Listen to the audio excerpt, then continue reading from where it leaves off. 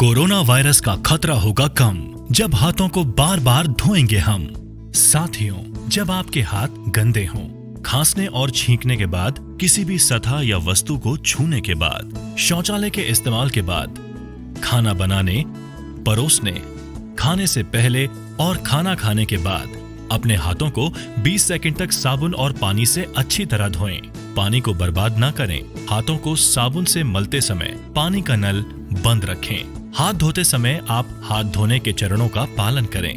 पहले हथेली से हथेली, फिर हथेलियों के पीछे, अंगुलियों के बीच में, अंगुलियों के पीछे, अंगूठे के तले पर और आखिर में अंगुली के नाखूनों को अच्छी तरह धोएं। यदि किसी को खांसी, बुखार या सांस लेने में तकलीफ जैसे लक्षण हैं या अधिक जानकारी चाहिए तो अपने नजदीकी सरकारी अस्पताल या सरकार के टोल फ्री नंबर 104 या 1075 पर संपर्क करें। बिहार सरकार और यूनिसेफ द्वारा जनहित में जारी।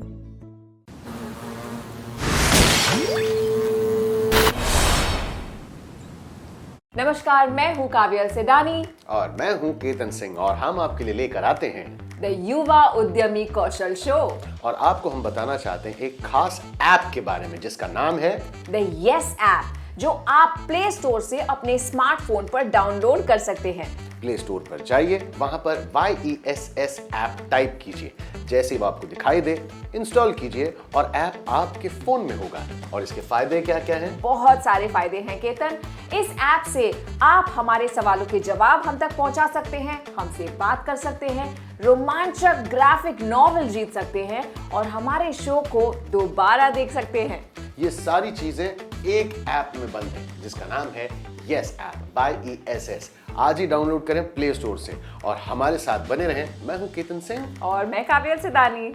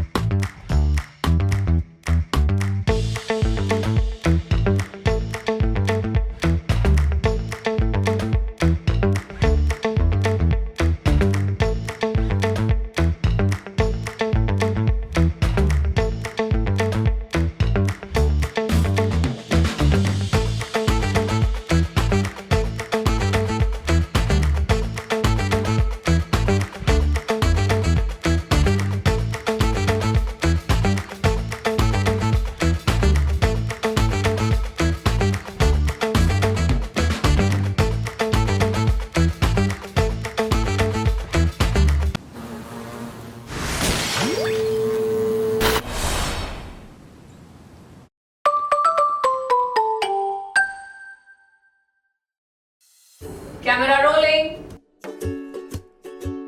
Sound rolling, action. मैं हूं काव्यल और मैं हूं केतन। मतलब मैं हूं काव्यल मैं हूं केतन। और आज आपका स्वागत है हमारे इस शो में जिसका नाम है द युवा उद्यमी कौशल शो। और जैसा कि आपने देखा है कि हम इस शो का सारा काम खुद ही हैंडल कर रहे हैं। Direction, camera, sound, background setting, costume, makeup. इसे कहते हैं DIY, यानी कि डू इट योरसेल्फ। वैसे काबिल, जिस हिसाब से हम लोग पूरा का पूरा स्टूडियो सेटअप से लेकर शूट तक खुद कर रहे हैं, मुझे लगता है कि हमको अपना बिजनेस स्टार्ट कर ही लेना चाहिए। वैसे आइडिया बुरा नहीं है और इनफैक्ट मुझे तो ये लग रहा है कि आज हमको कुछ ऐसा ही बिजनेस आइडियाज के बारे में लोगों से बात करनी चाहिए। शायद हमारे साथ साथ लोगों को भी कोई बिजनेस आइडियाज आ जाएं। वंडरफुल। वो एक फेमस डायलॉग है ना, अम्मी जान कहती थी कोई बिजनेस छोटा या बड़ा नहीं होता। और अगर हमारा बिजनेस कोई प्रॉब्लम भी सॉल्व कर दे तो उससे अच्छा और बड़ा बिजनेस कोई हो ही नहीं सकता। जी बिल्कुल सही कहा तुमने। किसी भी बिजनेस प्लान में ना जो सबसे इंपॉर्टेंट चीज होती है वो है कि वो सोसाइटी के किस गैप को पूरा कर रहा है। अगर आप किसी बिजनेस प्रोफेशनल से बात करें, वो आपसे सबसे पहले यही पूछेगा कि आपका बिजनेस प्लान कौन सा ऐसा गैप है जिसको पूरा कर रहा है।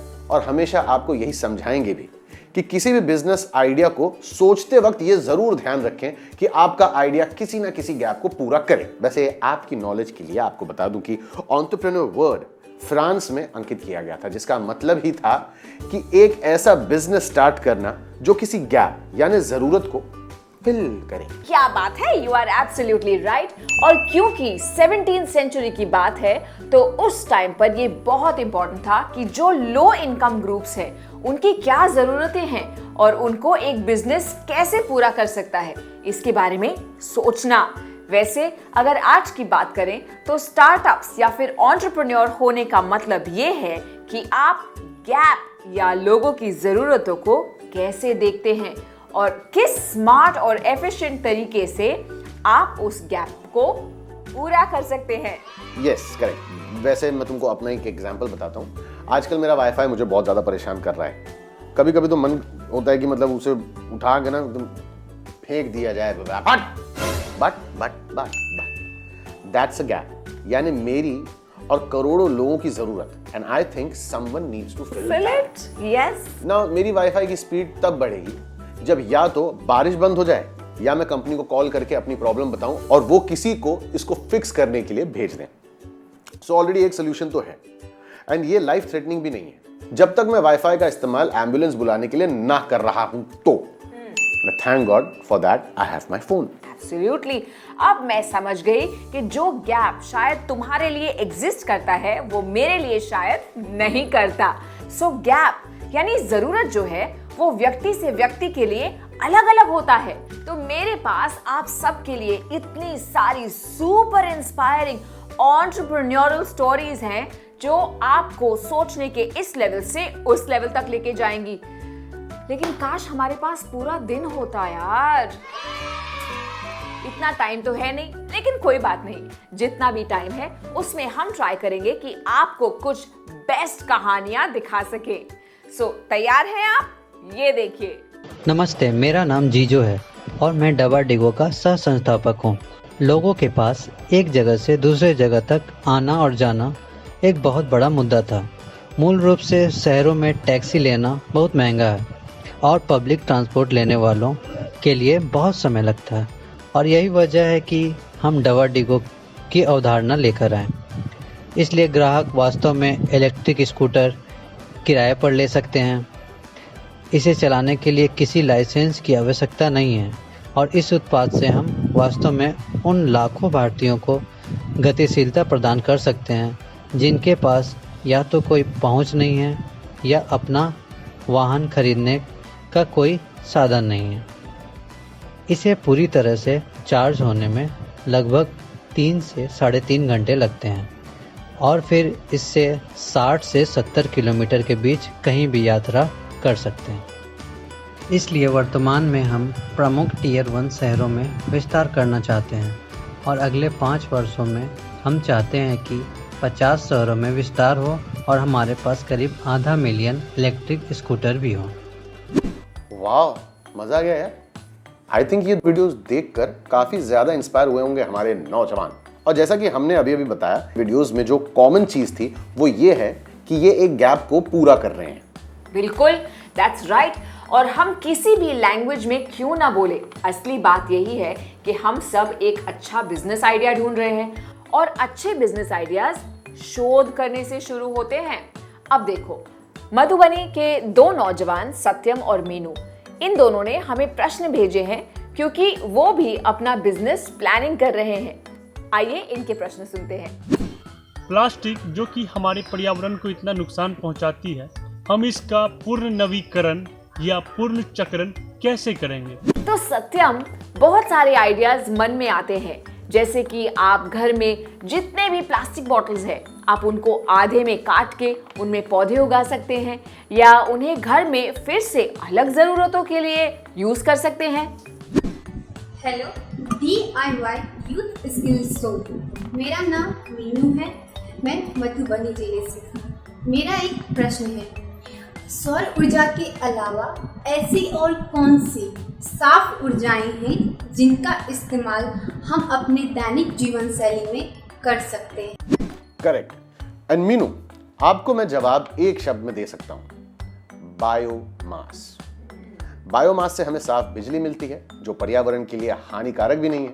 इसके बारे में और बायोगैस के बारे में आप लोग जरूर थोड़ी पढ़ाई कीजिए, अपना रिसर्च कीजिए, शोध कीजिए। ओके, लेकिन कोई भी एक प्रॉब्लम ढूंढो और अगर उस प्रॉब्लम का सॉल्यूशन मिल जाए ना, तो वो सॉल्यूशन मुझ पे, तुम पे और कितने सारे लोगों पे लागू होता है, कितने सारे लोगों की मदद हो जाएगी।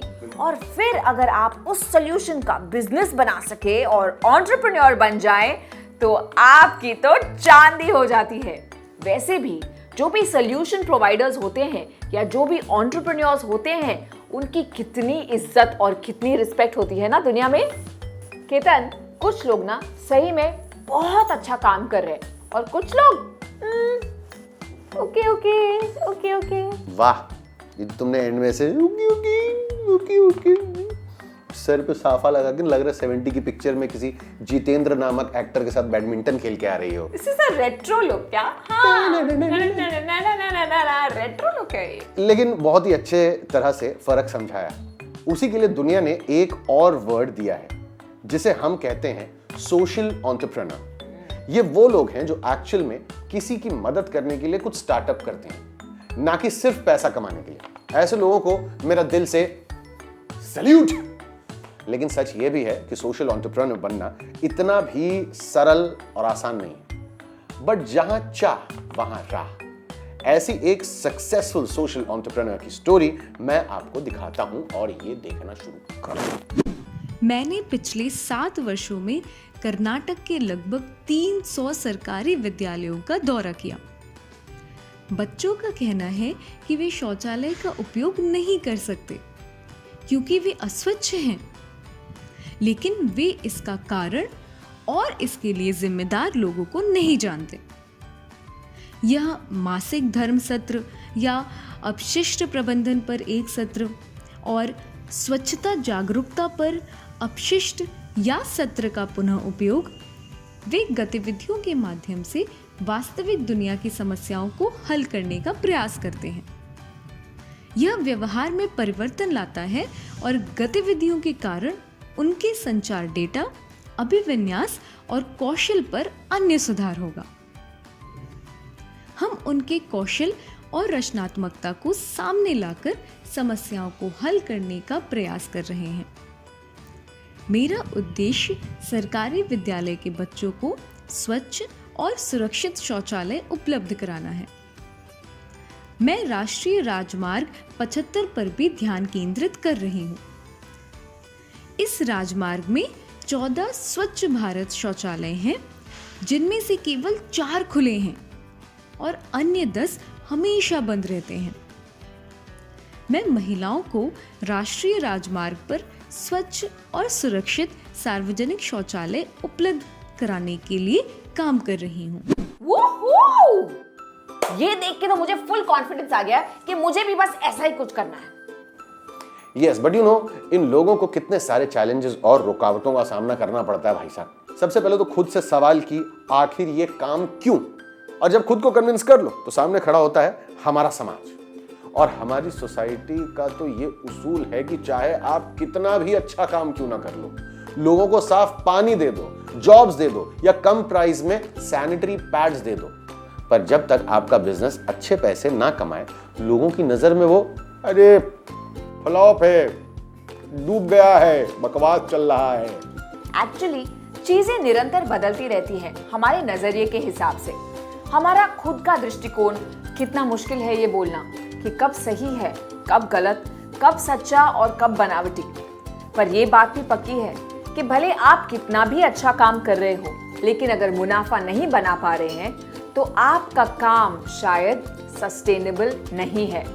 तो इसका सलूशन आया एक नए आइडिया से, सोशल वेंचर्स, यानी एक ऐसा स्मार्ट और इफेक्टिव तरीका जिसमें आप अपने प्रोडक्ट के लिए एक सब्सिडाइज्ड प्राइस यानी एक बहुत ही नॉमिनल प्राइस फिक्स कर सकते हैं, जिससे आप प्रॉफिट भी कमा सकते हैं और लाखों लोगों की मदद भी हो जाएगी। तो काबिल, आज तुम्हारे पास हमारे और जो लोग हमको देख रहे हैं उनके लिए क्या है? अच्छा हुआ तुमने पूछ लिया, क्योंकि इसके पहले सत्यम और मीनू, वो 2 मधुबनी के नौजवान जिसको हम अभी अभी मिले थे, उन्होंने हमें 2 और सवाल भेजे हैं। चलो उसे सुनते हैं। अगर हम सिंथेटिक पैड का इस्तेमाल कर रहे हैं तो हम इसका सुरक्षित निस्तारण कैसे करेंगे? Hello, DIY youth skill show. मेरा नाम सत्यम है और मैं मधुबनी से हूँ। और आज मैं आप सबों से एक प्रश्न पूछना चाहता हूँ। क्या माहवारी लड़कियों की दैनिक दिनचर्या बदल देती है? अगर हाँ, तो क्यों और कैसे? बहुत अच्छा सवाल है। एम्बैरेस होने की किसी को जरूरत नहीं है। एंड आई थिंक ये दोनों बहुत ही इंपॉर्टेंट सवाल पूछे गए। एक्चुअली लड़कियों को कभी ये नहीं लगना चाहिए कि उनकी माहवारी उनको कोई भी काम करने से रोक रही है, लेकिन सच यही है कि ऐसा होता है। अगर मैं आपकी जगह होता तो मैं ये प्रॉब्लम को सॉल्व करता अपनी design thinking and interview skills को यूज करके। मैं स्कूल की काफी लड़कियों से पूछूंगा, कोशिश करूंगा उनसे पूछने की वो सारी बातें जो वो मुझे बेहतर तरीके से बता पाएंगी, क्योंकि एक पुरुष होने के नाते मुझे इतना आइडिया नहीं है इस बारे में। सो आई थिंक मुझे काफी कुछ जानने को और सीखने को मिलेगा। करेक्ट? हाँ, आई होप तुम्हें कुछ तो पता चले। Go on. वैसे मुझे लगता है कि शायद लड़कियां इसलिए स्कूल मिस करती हैं क्योंकि स्कूल्स में शौचालय नहीं है, और अगर टॉयलेट्स हैं तो टूटे हुए हैं या गंदे हैं या उनमें पानी नहीं है, और सबसे इंपॉर्टेंट पैड्स को डिस्पोज करने की कोई जगह नहीं है, या फिर शायद वो लोग पैड्स को अफोर्ड ही नहीं कर पाती। और ये भी हो सकता है कि उनकी फैमिलीज ही उनको फोर्स करती होंगी घर पे रहने के लिए। वाओ, आई थिंक तुमने ऑलरेडी इस पर काफी रिसर्च कर लिया। Very impressed. या फिर तुमने वो ग्राफिक नॉवेल देख ली जो हम सब अब दिखाने वाले हैं? यस, मैंने पढ़ लिया था एक्चुअली उस नॉवेल को, क्योंकि एक्चुअल में इसके बारे में काफी न्यूज भी है कि क्यों गर्ल्स पीरियड्स के टाइम पर स्कूल मिस करती हैं। सच बात यह है कि सिर्फ पैड्स की कमी या उनको डिस्पोज करने की प्रॉब्लम नहीं, बल्कि और भी बहुत सारी प्रॉब्लम्स हैं। खैर, उसके बारे में हम डिटेल में बात करेंगे, जरूर बात करेंगे, बट डोंट यू थिंक कि एक और बड़ी प्रॉब्लम है? क्या? वो ये कि नॉर्थ इंडिया में मोस्टली केमिस्ट शॉप ओनर्स मर्द हैं। तो आई थिंक लड़कियों के लिए शायद एम्बैरेसिंग हो जाता होगा ऐसे शॉप पर जाना और पुरुषों से पैड्स मांगना, लेकिन आपको इसमें एम्बैरेस होने की जरूरत नहीं है। ये आपका हक है और आपको उसकी जरूरत है। एक और दिक्कत ये भी है कि ये पैड्स पर्यावरण के लिए बायोडिग्रेडेबल नहीं है। बिल्कुल सही। एक्चुअली ये प्लास्टिक से बने होते हैं, एंड जब हम इनको यूज करने के बाद किसी कचरे के ढेर में फेंकते हैं तो इनको डीकंपोज होने में 100 से भी ज्यादा साल लगते हैं। सो इन दिस केस प्लास्टिक तो एनवायरनमेंट को बहुत बुरी तरह नुकसान पहुंचाता है। सो कुल मिला के मतलब ये हुआ कि एक तरीके से तो अच्छा ही है कि लाखों लड़कियां पैड्स यूज करती हैं, पर वहीं एनवायरनमेंट के लिए दिस इज वेरी डेंजरस, यानी पर्यावरण के लिए ये हानिकारक है। लड़कियों के लिए ये अच्छा है, लेकिन धरती के लिए ये सही नहीं है। ये भी वही दुविधा वाली सिचुएशन हो गई, दोनों सोशल एंटरप्रेन्योर्स, फॉर प्रॉफिट और फॉर नॉन प्रॉफिट, दोनों के लिए। But you know what, Ayesha, Alia and Lata ने इसका सोल्यूशन भी फिगर आउट कर लिया है हमारे इस graphic novel story called selfie में। हिंट दूं आपको थोड़ी सी? Yes. ओके, इतना एक्साइट मत हो। उन्होंने बनाया नेचुरल मटेरियल्स को यूज करके इको पैड्स, और साथ ही साथ इतनी सारी महिलाओं को जॉब्स भी दी। और बेस्ट पार्ट पता है क्या? वो फ्री ऑफ कॉस्ट, यानी फ्री में स्कूल्स को सप्लाई करती है। अमेजिंग। अरे काव्यल, मतलब पूरा सब तुम ही बोल दो ना, तो रुको ना, मतलब हम स्टोरी भी तो सुनाएंगे ना। चलो स्टोरी देखी जाए। कोई भी प्रॉब्लम तब सॉल्व होती है जब हम उसमें अपॉर्चुनिटी ढूंढते हैं, जैसे इन लड़कियों ने ढूंढी। जब तक तुम कुछ ऐसा काम नहीं करती जिससे लोगों की मदद हो, तब तक तुम्हारे फोन्स वापस नहीं मिलेंगे। इसकी शुरुआत लता की मदद से कर सकती हो तुम। लता, क्या हम तुम्हारी मदद करें? हाँ। ये कचरा क्यों जलाया है? तुम ये क्या कर रही हो? कचरा कहाँ से आता है और कहाँ जाता है, इसका पता लगाने के लिए मैं रिसर्च कर रही हूँ। छी, तो क्या तुम हमारी स्कूल टॉयलेट में पड़ी सैनिटरी पैड्स का भी फोटो लोगी? हाँ। माँ, हम आज लता की हेल्प नहीं कर सकते, हमें पीरियड्स आए हैं। पीरियड से किसी को भी रुकना नहीं चाहिए। आइडिया, क्यों ना हम लड़कियों को अनस्टॉपेबल बनाने के लिए सैनिटरी पैड्स बनाएं? इसके बाद तो हमारे फोन जरूर वापस मिल जाएंगे। लेकिन सबसे पहले रिसर्च। आप कपड़ा इस्तेमाल करती है या पैड्स? महीने में पैड्स पर कितना खर्चा आता है? आप कौन कौन सी ब्रांड के सैनिटरी पैड्स बेचते हैं?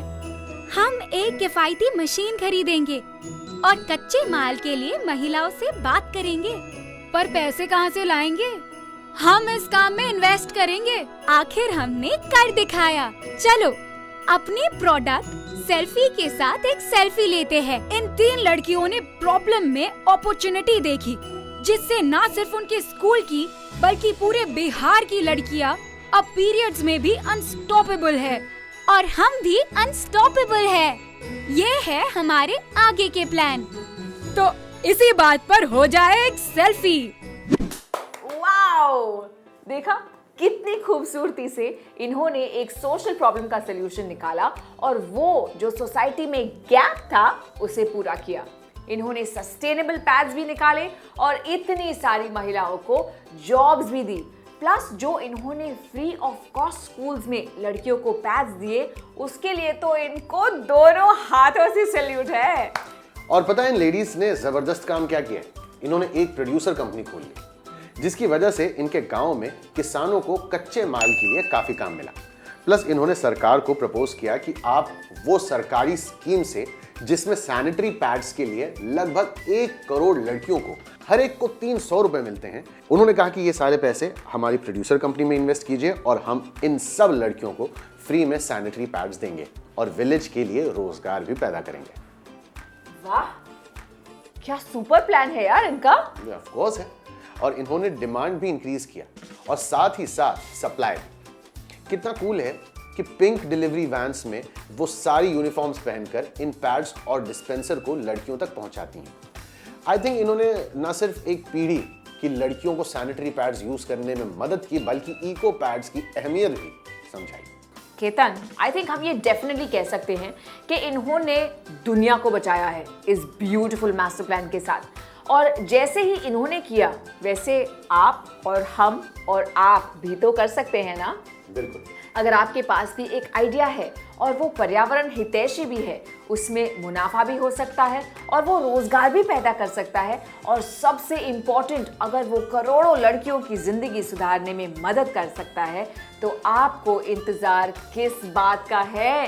फोन उठाओ और हमें आपके आइडियाज का 1 मिनट का वीडियो प्रेजेंटेशन स्क्रीन पर दिए गए नंबर पर व्हाट्सएप करो।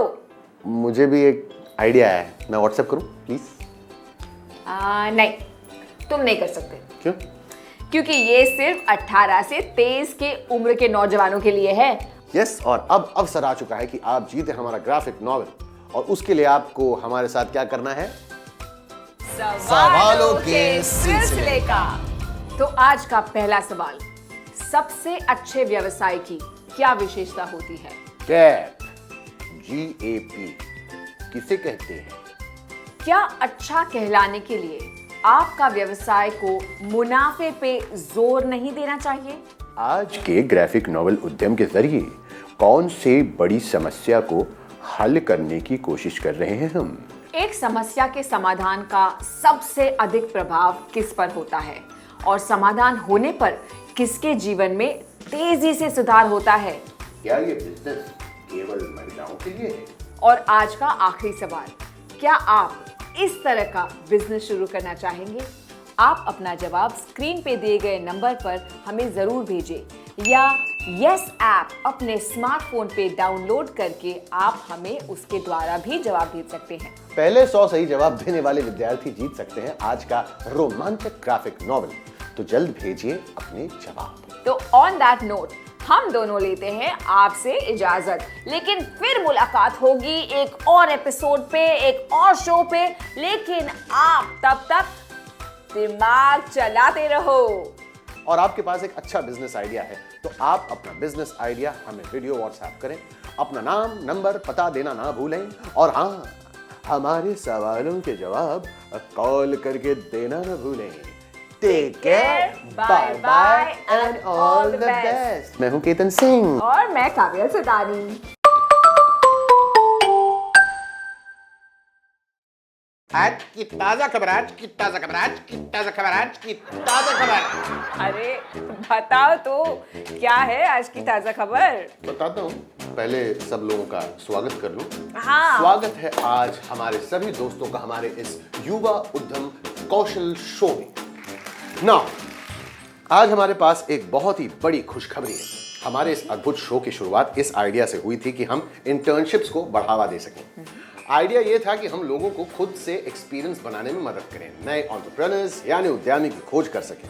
और अब इंडिया की नई एजुकेशन पॉलिसी 2020 की वजह से ऐसे नए आइडियाज को एग्जीक्यूट करना अब बहुत ज्यादा आसान होगा। इन इंटर्नशिप्स के साथ हम इंडिया का फ्यूचर बदल पाएंगे। नई एजुकेशन पॉलिसी सब कुछ बदल देगी।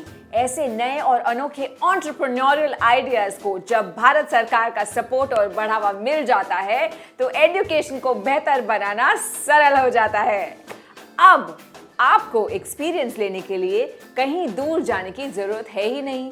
आप अपने ही शहर में, अपने ही गांव में, अपने आसपास के बिजनेस कर रहे लोगों से ही सीख सकते हैं। ये एक गोल्डन अपॉर्चुनिटी है।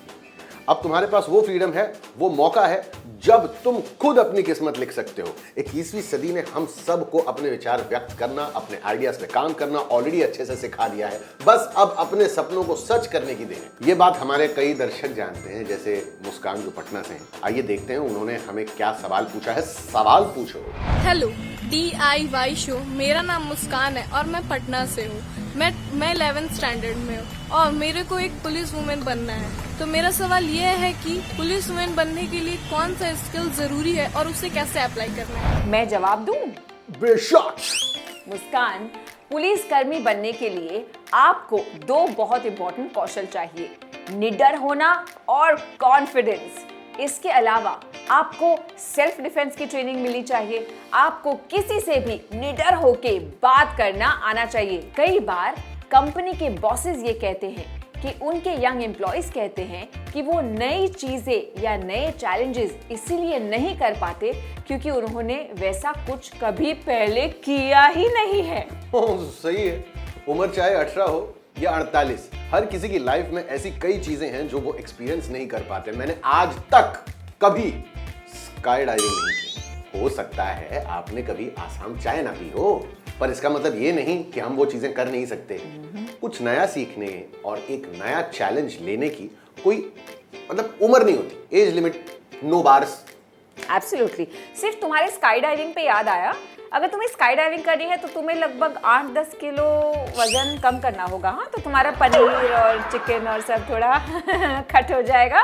इसलिए सपने जरा सोच समझ के देखो। लेकिन इस बात पे चलो एक शेर हो जाए। खुश हो जाओ। शेर बता दो। ठीक है, इरशाद सुनाओ तुम। अर्ज किया है, पढ़ोगे लिखोगे बनोगे नवाब, पढ़ोगे लिखोगे बनोगे नवाब, कुछ नया सीखोगे बन जाओगे लाजवाब। एग्जैक्टली। अब आप हमारे इस एंटरप्रेन्योर को देखिए, इन्होंने कैसे अपने दिल की सुनी है।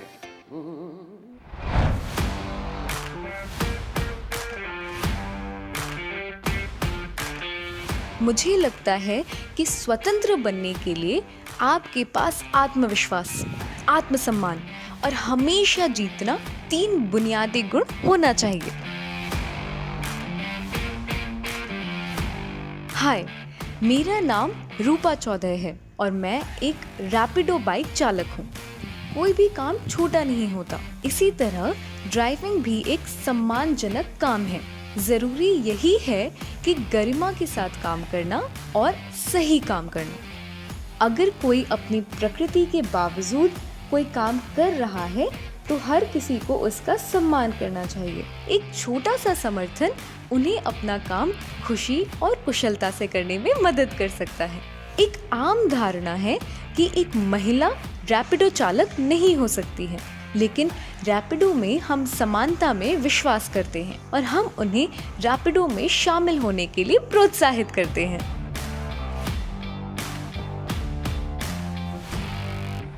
वाह, क्या इंस्पायरिंग स्टोरी है। एक्चुअली आत्मनिर्भर बनने से पहले हर किसी को किसी ना किसी की सहारे की जरूरत तो होती ही है। कहते हैं ना, everybody needs a mentor, everybody needs somebody who can support them. स्वाभाविक है चाहे आप स्कूल में हो या कॉलेज में या फिर पहली नौकरी पर, या हो सकता है कि आपको 20 साल का तजुर्बा हो, लेकिन हम सब कई बार किसी और से मदद मांगने में कतरा जाते हैं, है कि नहीं? और एक सीक्रेट बताऊं तुम्हें? क्या? मुझे भी ऐसा लगा था कि पहले लोगों के पास मैं मदद कैसे मांगूं, तो मैं थोड़ा हिचकिचाती थी। लेकिन जब मैंने ये बोलना शुरू किया कि यार मुझे नहीं आता है ये, क्या आप मुझे सिखा सकते हैं, तो सामने वाला बड़ा ही खुश हो जाता था। तो मुझे जज करने के बदले उनकी खुशी दुगनी हो जाती थी, क्योंकि उनको लगता था कि अरे मैं सीनियर हूँ, मुझे कुछ ज्यादा आता है। एक्चुअली किसी और से मदद मांगने में फायदा ही फायदा है। और कुछ नया करने में, सीखने में ज्यादा मेहनत लगती है, लेकिन वो मेहनत करने के बाद जो चैन की नींद आती है, तो जब आप थक कर ये धड़ाम से बिस्तर पे गिरते हैं, वो होता है असली ग्रोथ एंड डेवलपमेंट। अगली सुबह ऐसा लगता है कि हमने कुछ नया सीखा, हमारा कॉन्फिडेंस बढ़ गया है, हमारे सोचने और समझने की शक्ति भी बढ़ गई है। और तुमने पहले बताया भी तो था कि देश भर में कई नए उद्यमी नए नए शिखर पर पहुंच रहे हैं। ऐसा ही कुछ शानदार इंडियंस की कहानियां हम आप लोगों के लिए लाए हैं। उम्मीद है आप सब इनसे प्रेरणा ले सकेंगे। यहाँ के लोग चाइनीज फूड, चाट और कई तरह के हानिकारक खाना पकाते हैं, इसलिए मैंने सोचा कि कुछ रचनात्मक करना चाहिए। इसीलिए मैंने फैसला किया कि हमें स्वस्थ अवधारणा को ध्यान में रखते हुए स्वस्थ भोजन प्रदान करना चाहिए। बहुत कम बजट के साथ कुछ ऐसा शुरू करने के लिए मुख्य रूप से आपको चूल्हा और खाना पकाने के बर्तन जैसी चीजों की आवश्यकता होती है। आप 3 पहियों वाली फूड ट्रक ले सकते हैं 30 से 40 हजार में। जैसे जैसे यह व्यवसाय आगे बढ़ा, यह बेहतर होता गया और मेरे व्यवसाय में कभी कमी नहीं आई। तो आपने देखा किस तरह से नई सोच के साथ, नए जज्बे के साथ हम कुछ भी अचीव कर सकते हैं ना। होता क्या है पता है, सक्सेस ना कोई एक आइडिया नहीं है, बल्कि बहुत सारे आइडियाज मिलके एक सक्सेस स्टोरी बनाते हैं, कामयाबी की वो कहानी बनाते हैं। जी हाँ, हम सब सुपरस्टार होते हैं। 135 करोड़ की आबादी है तो क्या, कंपटीशन है तो क्या। सच तो ये है कि जितनी हमारी आबादी है उतने ही हमारे पास मौके हैं नए सुपरस्टार्स बनने के, उतने ही हमारे पास आइडियाज भी हैं, उतने ही हमारे पास स्किल्स भी है। हर कोई पहली बार में फर्स्ट नहीं आएगा, कोई सेकंड आएगा, कोई लास्ट भी आएगा। मैं तो पूरी जिंदगी सेकंड लास्ट आई हूँ। लेकिन जैसे गीता में भी लिखा गया है कि प्रयत्न करते रहोगे तो किसी न किसी दिन तो फर्स्ट आ ही जाओगे। वैसे मुझे लगता है कि हमें अब इंटर्नशिप्स की हिस्ट्री के बारे में कुछ फटाफट बताना चाहिए। फटाफट तो थोड़ा मुश्किल होगा, क्योंकि ये हिस्ट्री तो काफी पौराणिक है। I mean, स्कूल्स बनने के पहले बच्चे और युवा अपने फैमिली बिजनेस या फिर अपने पिता के व्यवसाय में काम करते सीखते थे। किसान के बच्चे खेतों में सीखते थे और सोनार के बच्चे कारखानों में। और अगर किसी को अपने परिवार के बिजनेस से हटकर कुछ करना होता था तो वो इंटर्न्स बन जाते थे। आज भी हम सब ऐसे कई लोगों को जानते हैं जिनका प्रोफेशन या व्यवसाय उनके परिवार से अलग है। मेरा नाम विनीता कुमारी है, ग्राम जिरवा है, जिला वाका है, प्रखंड वाका है, बिहार के रहने वाली हूँ। मैं 2012 से मशरूम की खेती कर रही हूँ और हम प्रशिक्षण कृषि विज्ञान केंद्र वाका में लिए और 2012 से मशरूम का काम कर रही हूँ। मशरूम अपना लगाते हैं और किसान के बीच भी प्रशिक्षण दिए और किसान को भी बढ़ावा दिए। और अभी हमको बीज का दिक्कत जब होने लगा तो हम अपना एक लेबोरेटरी भी बड़ा सा 15 लाख का यूनिट अपने यहाँ लगाए हैं और किसान को अभी बीज वितरण कर रहे हैं, बीज दे रहे हैं ताकि मशरूम का दिक्कत नहीं हो। मशरूम का बढ़ावा इसलिए नहीं हो रहा था, बीज नहीं मिल रहा था, बहुत दूर दूर से लाना पड़ता था, लाते लाते उसका सीड आधा से अधिक खराब हो जाता। और अभी हम बांका जिला में सीड अपने यहाँ बना रहे हैं और किसान के बीच उपलब्ध कर रहे हैं और ख़ास करके महिलाओं को हम इस मशरूम को बढ़ावा दे रहे हैं ताकि महिलाओं आत्मनिर्भर बने और अपने घर का भरण पोषण करें। How to run a business या अपना काम और बिजनेस कैसे चलाया जाए और शुरू किया जाए। मैं बहुत छोटी थी जब मैंने अपनी दादी को बड़े रोब से कहा था कि मैं बड़े होकर अपना बिजनेस शुरू करूंगी। और आज मैं 30 साल की हूँ और मेरा बिजनेस 5.5 साल पुराना है। मैं फैशन डिज़ाइनिंग करती हूँ और बच्चों, लड़कियों और औरतों के लिए कपड़े बनाती हूँ। जब हम बिजनेस शब्द सुनते हैं तो थोड़े से कंफ्यूज हो जाते हैं। क्या होगा, कैसे होगा, कब होगा, क्यों होगा, और हम किताबी बातों में उलझ जाते हैं। लेकिन बिजनेस और लाइफ में अगर हमारे पास ये 3 चीज़ें हों तो हम बड़ी दूर तक जा सकते हैं। और ये है पैशन, स्किल्स और फाइनेंस। जिंदगी की जिस मोड़ पर आप हैं, इस मोड़ पर आपके पास अपने आप को पहचानने और समझने का वक्त है और आपको इस वक्त का पूरा फायदा उठाना चाहिए। वाह वाह वाह वाह, देखा, हमने सच में इसे काफी फटाफट समझ लिया, नहीं? पर तुम्हें क्या लगता है, ये इंटर्नशिप्स का आइडिया, ये एक जमाने में काफी नॉर्मल था, काफी पॉपुलर था, तो ये चेंज कैसे हो गया? शायद इसका कारण स्कूल्स हैं। 18वीं सदी के इंडस्ट्रियल रेवोल्यूशन यानी औद्योगिक क्रांति के बाद एक सिस्टम बन गई कि बच्चे स्कूल जाएंगे, वो बराबर लाइन से बेंच पे बैठेंगे, एक टीचर क्लास के सामने खड़ी होकर उन्हें ज्ञान देगी, उसके पीछे ब्लैक बोर्ड होगा, स्कूल की टंग टंग टंग टंग टंग टंग टंग टंग घंटी होगी, वगैरह वगैरह। तो तुम ये कहना चाहती हो कि ये स्कूल वाले फॉर्मेट की वजह से प्रैक्टिकल लर्निंग, जहां एक स्टूडेंट अपने मनपसंद सब्जेक्ट्स और पढ़ाई करने के तरीके को चयन खुद करता था, वो प्रोसेस कहीं खो गया। शायद आइडिया ये हो गया है कि स्कूल की पढ़ाई आपको शिक्षित बनाएगी, ना कि आपको एक बेहतर इंजीनियर या डॉक्टर या वो कोई भी व्यवसाय जो आप करना चाहें। इसलिए हमारे आइडिया ये है कि इस युवा उद्यमी स्किल्स वाले शो की मदद से आप अपनी एजुकेशन को अपने तरह से कर सकें। और हमें इंटर्नशिप के बारे में बहुत सवाल ऑलरेडी आ चुके हैं, जैसे कि शिप्रा ने भेजा है ये सवाल। नमस्कार, मेरा नाम शिप्रा है और मैं पटना में रहती हूँ। मैं आज DIY शो से सवाल पूछना चाहती हूँ कि आज का युवा पर्यटन के क्षेत्र में खुद का उद्यम शुरू करने के लिए कहाँ इंटर्नशिप कर सकते हैं? शुक्रिया। शिप्रा, आप अपने आसपास देखो, अपने परिवार, दोस्तों, पड़ोसी, जान पहचान वाले से पूछो, उन्हें बताओ कि आप ये इंटर्नशिप करना चाहती हैं ताकि आप स्किल सीखें, ताकि आप अपने पैरों पे खड़े हो सकें। कोई भी अपनी इंटर्नशिप का चयन खुद कर सकता है। कितने ही लोगों को कितने साल निकल जाते हैं ये समझने में कि वो एक्चुअली अपने करियर में करना क्या चाहते हैं। कुछ ट्राई करते हैं, गिर जाते हैं, कुछ नया ट्राई करते हैं, उब जाते हैं, फिर कुछ और करते हैं, फिर उनको लगता नहीं ये हमसे नहीं होता। लेकिन अगर आप इंटर्नशिप्स करें तो ये इंटर्नशिप्स आपको पहले ही बता सकती हैं कि ये काम मुझे जचता है या नहीं। हमारी अगली ग्राफिक नॉवेल स्टोरी कुछ ऐसी है और इसी विषय के बारे में है। रिमझिम और रंजन इंटर्नशिप्स करते हैं, कभी मधुमक्खी पालक के साथ तो कभी कोई कोडर के साथ। वो दोनों हद से ज्यादा इंटर्नशिप्स कर लेते हैं और फिर उन्हें ये एहसास होता है कि हर इंटर्नशिप में उन्हें कुछ ऐसे कौशल सीखने को मिल जाते हैं जिनकी मदद से वो कोई भी करियर बना सकते हैं। आइए देखते हैं हमारी आज का ग्राफिक नॉवेल। जीवन में कभी कभी कहीं पाने के लिए या कुछ भी करने के लिए पहला कदम उठाना बहुत जरूरी है। यह आपके करियर की योजना बनाने के लिए पहला कदम उठाने की कहानी है। 17 वर्षीय रिमझिम और रंजन बिहार के अररिया जिले के नींद के शहर में रहते थे, जहां पर कहीं कुछ नहीं होता था।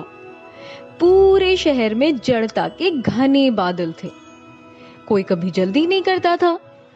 वहां बहुत कम काम था, बहुत कम उत्साह था। लोग और जानवर सुस्त और आलसी बन चुके थे। पूरे शहर में एकमात्र स्थान जो जीवन से भरा हुआ लगता था वह है विद्यालय, जहां रिमझिम और रंजन पढ़ा करते थे। गर्मियों की छुट्टियों से पहले विद्यालय के अंतिम दिन उनके कक्षाध्यापक कक्षा 12वीं के छात्र छात्राओं के लिए करियर दिवस का आयोजन करते हैं। कहानी a window to the world से फाइटर पायलट बनी कालिंदी बच्चों से बात करने पहुंचती है।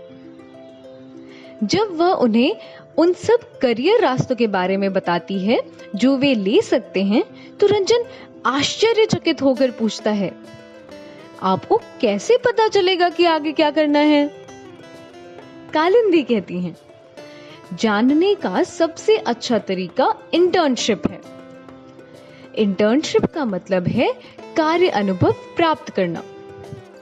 यह आपको आपकी पसंद की नौकरी का परीक्षण करने में मदद करेगा, यह समझने के लिए कि क्या आप वास्तव में इसे पसंद करते हैं।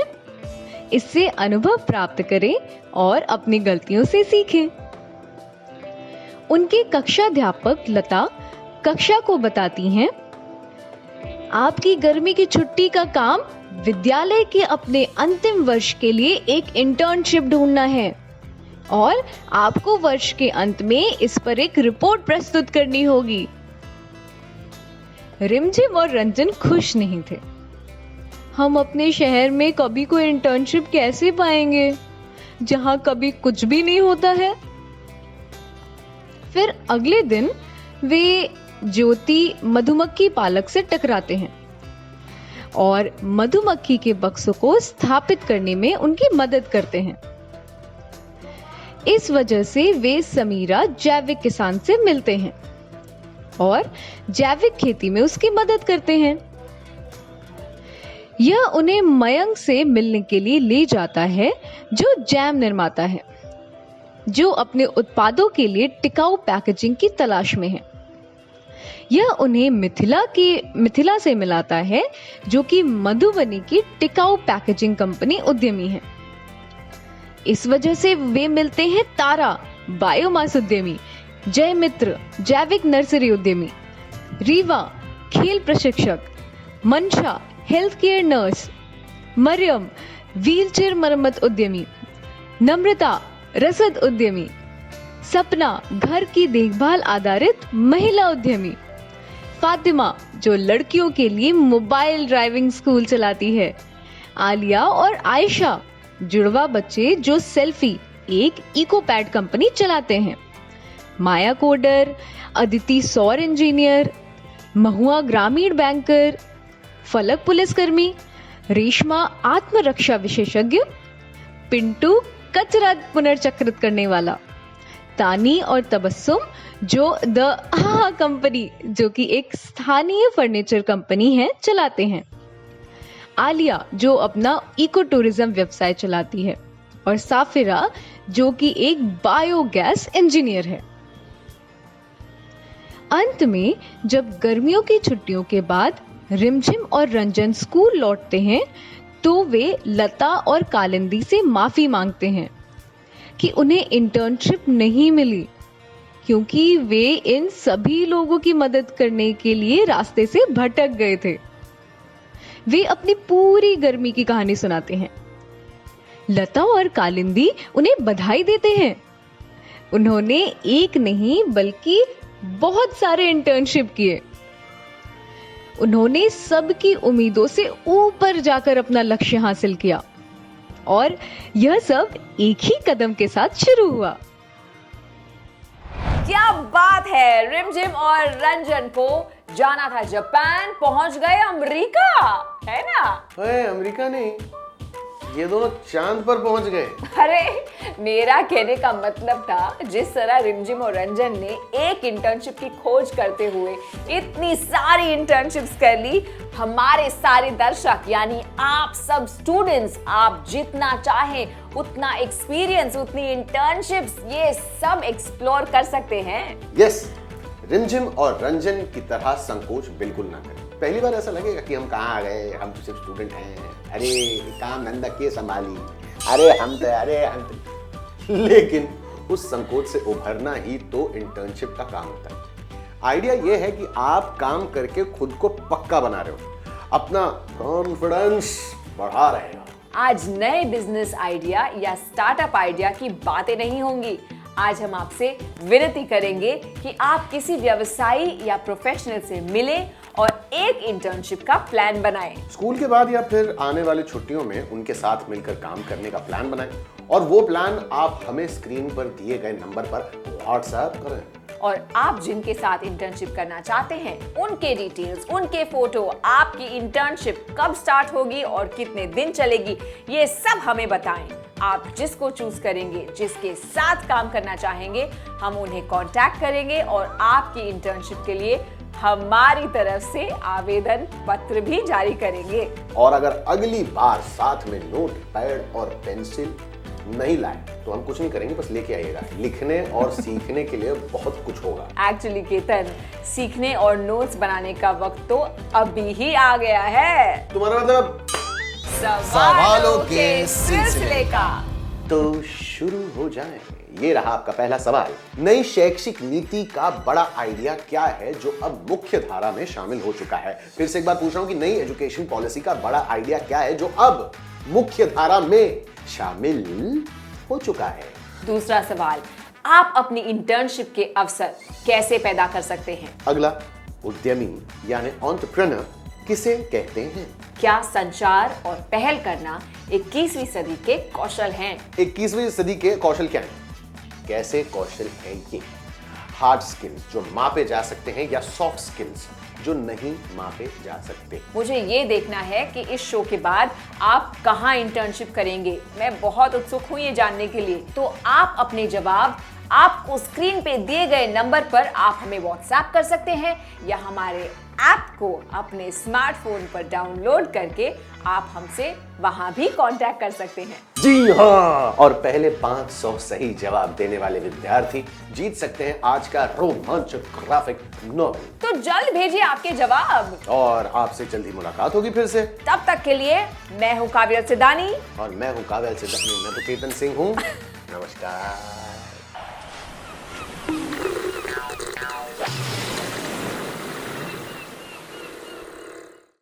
और आज हम बात करने वाले हैं एक ऐसी चीज पे, एक ऐसे शस्त्र पे जो दुनिया में सबसे पावरफुल है।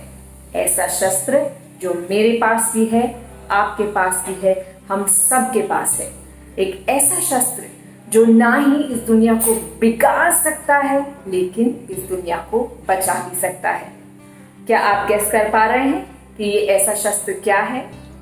ये शस्त्र है हमारे शब्द, हमारी भाषा। हम क्या बोलते हैं, कैसे बोलते हैं, किस तरह से बोलते हैं। ये या तो सामने वाले में जान भर सकता है या उनकी जान ले सकता है। चलिए जानते हैं little more about the power of your words. हमने सबसे सुना है, हमारे बड़ों से, हमारे टीचर से, माँ बाप से, कि अपने शब्दों को रिस्पॉन्सिबली इस्तेमाल करो। थोड़ी और जिम्मेदारी से सोच के बोलो क्या बोल रहे हो, क्योंकि अगर हमारे मुंह से कुछ निकल गया तो वो सामने वाले को चुप कर ही रहेगा। और कितने लोगों के साथ ऐसा हुआ है कि बचपन में किसी टीचर ने कुछ बोल दिया या माँ बाप ने कुछ बोल दिया या किसी दोस्त ने कुछ बोल दिया, कुछ ऐसी चीज जो हमको खटक गई, हम आज तक नहीं भूल पाए हैं। आज जो मैं आपको दिखाने वाली हूँ उसे कहते हैं एक्सपेरिमेंट्स विथ वाटर। ये जब मैंने पहली बार देखा था तो मेरी जिंदगी बदल गई। ये एक ऐसी एक्सपेरिमेंट है जिसे बहुत सालों तक डॉक्टर मसारू इमोटो जो जापान से हैं उन्होंने करी थी। उन्होंने एक बहुत इंटरेस्टिंग चीज की। साधारण सा पानी लिया और अलग अलग बोतलों में भर के रख दिया और हर एक बोतल पे एक स्टिकर लगा दिया। एक बोतल पे लगाया लव, दूसरे बोतल पे लगाया हेट, तीसरे बोतल पे लगाया एंगर, चौथे बोतल पे लगाया गुस्सा और फिर इसी पानी को फ्रीज करने को रख दिया। और जब ये फ्रीज हो गया तो उसके छोटे छोटे मॉलिक्यूल्स को माइक्रोस्कोप के अंदर देखा कि इन शब्दों का इस पानी पे कोई असर होता है या नहीं। चलिए दिखाती हूँ कि इस पानी की एक्सपेरिमेंट का रिजल्ट क्या है। आप भी चौंक जाएंगे। और अब जो ये सैंपल है ये एक फुजवारा डैम नाम की जगह से गंदा सा पानी उठाया है। देखिए कितना गंदा लग रहा है। और अब इसी पानी को दुआ और प्रार्थनाओं से सजाया गया है। देखिए इस पानी पे कितना फर्क आ गया है। ये जो आप पहला सैंपल देख रहे हैं ये सैंपल पे स्टिकर लगाया था उन्होंने थैंक यू का मतलब धन्यवाद। देखिए सिर्फ इस शब्द की खूबी से कितना खूबसूरत शेप मिल गया है इस पानी को। अब ये जो दूसरा सैंपल है इस पे लगाया है लव और अप्रिसिएशन मतलब प्यार और किसी को धन्यवाद कहना, प्यार जताना। कितना खूबसूरत है ना। अब इस तीसरे सैंपल को गौर से देखिए। इस पे लिखा गया था you make me sick I will kill you मतलब तुमसे मुझे घिन आती है, गुस्सा आता है, मैं तुम्हें मार दूंगा। देखिए पानी कितना भद्दा हो गया है। जरा कंपेयर कीजिए प्यार और यू मेक मी सिक वाले पानी को, कितना फर्क है। अमेजिंग है ना। कभी सोचा था कि सादे पानी पे भी शब्दों का कितना असर हो सकता है, और अगर होता भी है तो हमें क्या। कभी सोचा है? हमें इसलिए फर्क पड़ता है क्योंकि हमारा शरीर 70 से 80% पानी से बना है। तो जरा सोचिए दूसरे लोगों के कड़वे शब्दों और अपने कड़वे विचारों से हमारे शरीर पे क्या बीतती होगी। आप तो इतनी आसानी से मानेंगे नहीं। चलिए आपको एक और एक्सपेरिमेंट करके फिजिकली दिखाते हैं कि हमारे शरीर की ताकत कैसे कम हो जाती है जब हम गंदे विचारों का और गंदे शब्दों का प्रयोग करते हैं। और आज हमारी एक्सपेरिमेंट के लिए हमारे साथ है ये ब्यूटीफुल सी गुड़िया Palomi. Thank you for participating Palomi. Hi. ये जो एक्सपेरिमेंट है डरिएगा मत, बिल्कुल डेंजरस नहीं है, बहुत सेफ है। और मैं आपसे कुछ चीजें कहूंगी, कुछ बातें कहूंगी, पहले कुछ पॉजिटिव फिर कुछ नेगेटिव, और हम सिर्फ देखेंगे कि आपका हाथ स्ट्रॉन्ग रह पाता है या नहीं। ठीक है, आप सभी रेडी हो जाइए एक पार्टनर के साथ, क्योंकि आपको भी ये एक्सपेरिमेंट मेरे साथ करनी है। रेडी पलोमी? चलिए। बहुत खूबसूरत है आप, बहुत टैलेंटेड भी है। I am sure that your parents are very very proud to have you as their daughter, and your friends also must be so lucky to have you as their friend. और आपकी teachers भी आपको बहुत पसंद करती हैं। अब वो सारी चीजें सोचिए जिसको सोच के आपको बहुत खुशी मिलती है। Just think of everything। क्या अच्छा लगता है आपको? खाना अच्छा लगता है, फ्रेंड्स अच्छे लगते हैं, घूमना अच्छा लगता है। Just say thank you for it. And now let's see what is happening to the hand if the hand is strong. सिर्फ 2 उंगलियों से प्रेस करना है, सिर्फ 2 उंगलियों से। हाँ, nice and strong. Excellent. Relax. अब हम ट्राई करेंगे ये सेम एक्सपेरिमेंट नेगेटिव वर्ड्स के साथ। ठीक है पलोमी? और अभी आपको ये सोचना है उन सब चीजों के बारे में जो चीजें आपको अच्छी नहीं लगती, जो चीजें आपको अपसेट करके जाती हैं। और मैं भी कुछ ताने मारूंगी, फेक ताने होंगे लेकिन ताने होंगे। एक काम ढंग से नहीं होता है तुमसे, कुछ कर पा रहे हो या नहीं जिंदगी में? ना पढ़ाई कर रहे हो, ना बाहर ठीक से काम कर रहे हो, पूरा दिन बस टीवी, पूरा दिन बस स्क्रीन। एग्जाम में मार्क्स नहीं आ रहे तुम्हारे ठीक से, पूरा दिन फ्रेंड्स के साथ फोन पे लगे रहते हो, कपड़े पहनने का ठिकाना नहीं है, ये नहीं खाना वो नहीं खाना। अब फिर से एनर्जी टेस्ट करें और अब सब चीजों के बारे में सोचो जो आपको अच्छी नहीं लगती है। अभी जो मैंने डांट दी उसके बारे में भी सोचो, और अब देखते हैं उनके हाथों की एनर्जी से क्या होता है। सिर्फ 2 फिंगर से टेस्ट करना है। 1 2। क्या हो गया आपके हाथ को? क्या हो गया आपके हाथ को? लास्ट टाइम तो अच्छा भला स्ट्रॉन्ग था। Would you like to share with us what happened, Palomi? My hand was very strong before, but फिर आपने नेगेटिव बोला तो वीक हो गया। वीक हो गया? Isn't that amazing? कि सिर्फ कुछ चीजें सुनने से या कुछ चीजें सोचने से हमारे शरीर की एनर्जी या तो स्ट्रॉन्ग हो जाती है या तो वीक। अब आप समझ में आ रहे हैं आपको कि आप बार बार बीमार क्यों पड़ रहे हैं? क्योंकि आप खुद या तो नेगेटिव चीजें सुने जा रहे हैं या खुद अपने आप बोले जा रहे हैं, मुझसे नहीं होगा, I am not good enough, पता नहीं मैं कर पाऊंगा या नहीं। वो सब डायलॉग्स को साइड में रखना है। Thank you Palomi. अब जरा सा सोचिए, शब्द एक ऐसी चीज है जो अगर मीठा बोले तो सबके मन को खुश कर देते हैं, और अगर कड़वा बोले तो हम बीमार भी हो सकते हैं। इसलिए अपने शब्दों के पावर को रिस्पॉन्सिबली यूज करें। मैं फिर मिलूंगी आपको एक नए टॉपिक, एक नए मुद्दे के साथ। तब तक मुस्कुराते रहिए, खुश रहिए। नमस्कार।